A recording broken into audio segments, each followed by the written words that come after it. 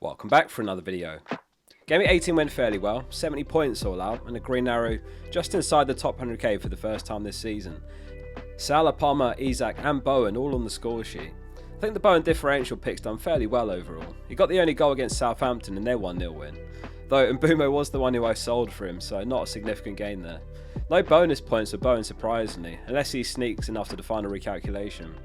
Nothing from Ødegaard against Ipswich, who joined the team in place of Saka, though he did have a couple of brilliant moments, dribbling past several Ipswich players, forcing a save, and a lovely corner finding Rice, who volleyed an attempt at goal but it was blocked.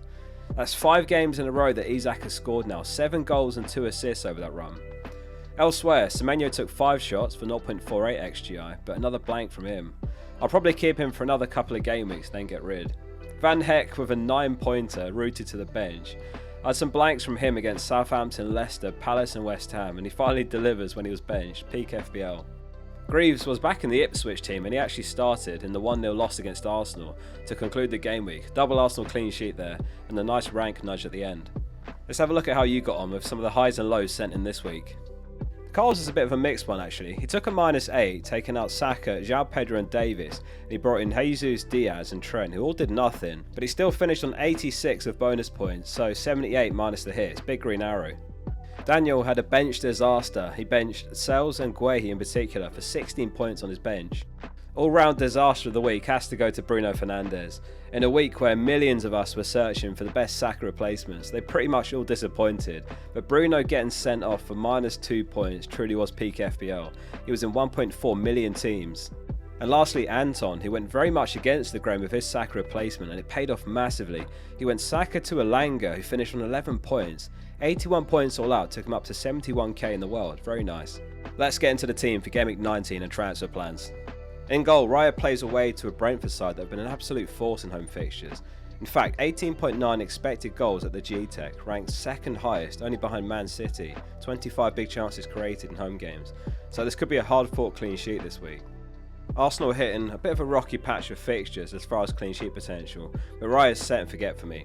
I think you can make a really strong case for Alisson if you're not aiming to use the assistant manager chip in Liverpool's double game week next year. I'll be leaving that third spot open to buy slot. It's double Arsenal defence as well, with a back 3 of Trent, Gabriel and Colwill.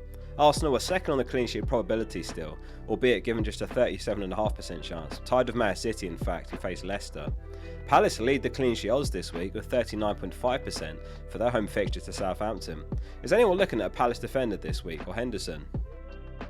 Might be pure delusion, but I'm still backing Trent to be a fantastic FPL pick and the haul is coming. 3 chances created against Leicester and he took 3 shots as well, 0.56 XGI. The wipe clean sheet not his fault whatsoever as well, it's a mistake from Robertson.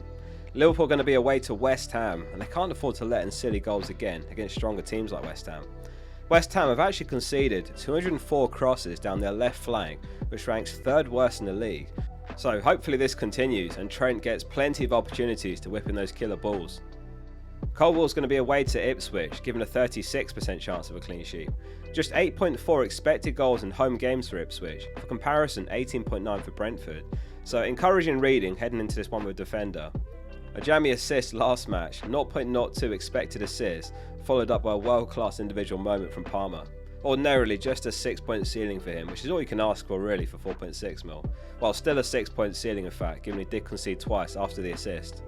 It's always painful when one of your defenders gets an assist and you're hoping for that clean sheet for huge points and bonus, but when he gets wiped, it's the worst. The midfield this week is Bowen, Salah, Palmer, Ødegaard and Semenyo. Got a bit of a dilemma next week, I'm interested to hear what you suggest here. So the plan is to buy a defender and switch to a 4-4-2, so one midfielder needs to drop out. So who misses out? Bowen home to Liverpool or Semenyo away to Fulham? Liverpool's left side, a possible weakness of Robertson or Tsimikas if he gets a nod, which could benefit Bowen and he does have the home game, but Liverpool's still an incredibly difficult fixture right now, whatever way you shape it. My current thinking is to bench Bowen. In fact, another huge dilemma is captaincy, Palmer or Salah. I've got the armband on Palmer currently, with a slightly more favourable fixture against Ipswich. Ipswich is 36 expected goals conceded, ranks 3rd worst this season. West Ham's 31 XGC ranks 4th worst, so they're pretty similar in that respect. In home games specifically though, West Ham is 2nd worst, Ipswich 5th worst. Though perhaps more context needed when we filter to home games, as the matchups are more varied. We're nearing the halfway mark of the season now, where everyone's played everyone, home or away. My feeling is Salah and Palmer are really close this week, so the temptation is to back Palmer for a possible leg up the ranks if it comes off. It's free risk when you feel that two players are genuinely equal, whatever the outcome afterwards.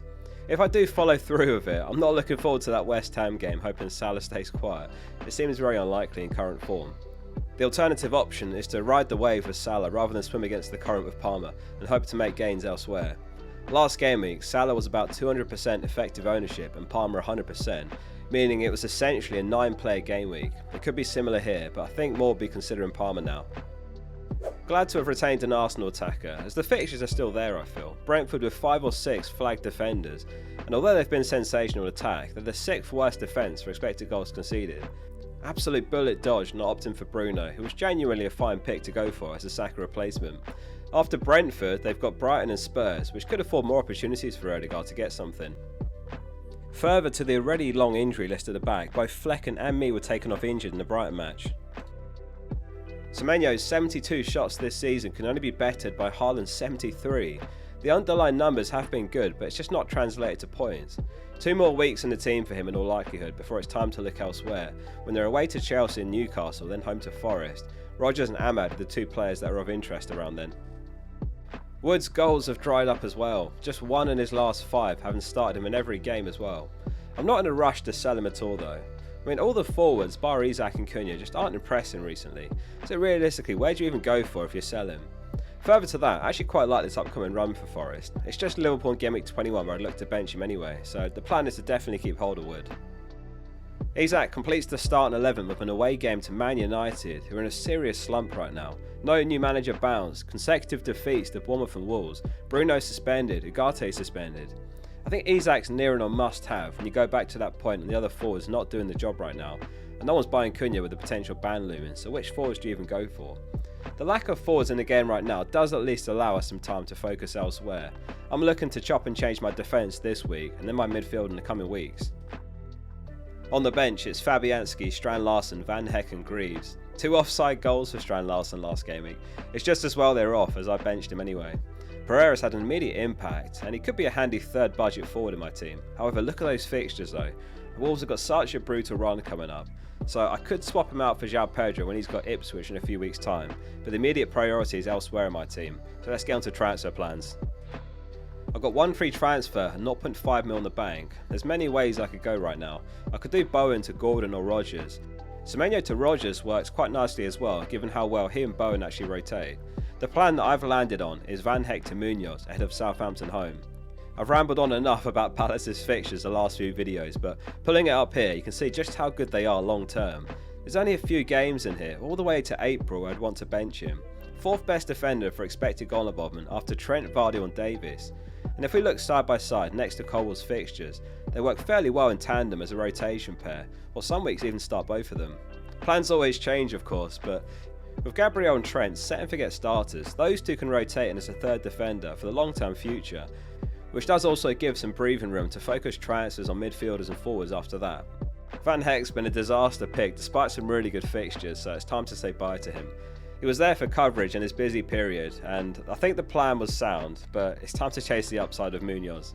Looking further ahead, Spurs are probably going to still be missing Romero and Van der Ven when they play Newcastle in Gameweek 20, so I'll have enough money to swap Bowen to Gordon then and go for double Newcastle attack. Those who watched my videos last season will know how much I love Gordon. I got him for about 5.5 mil and he ended up on over 180 points. Beyond that, Semenyo to Ahmad's one option I'm looking at before Man United have got Southampton home, but let's see what Gameweek19 brings first of all. Thanks for watching, and don't forget to subscribe if you want to follow my team for the rest of the season. See you soon for the next one.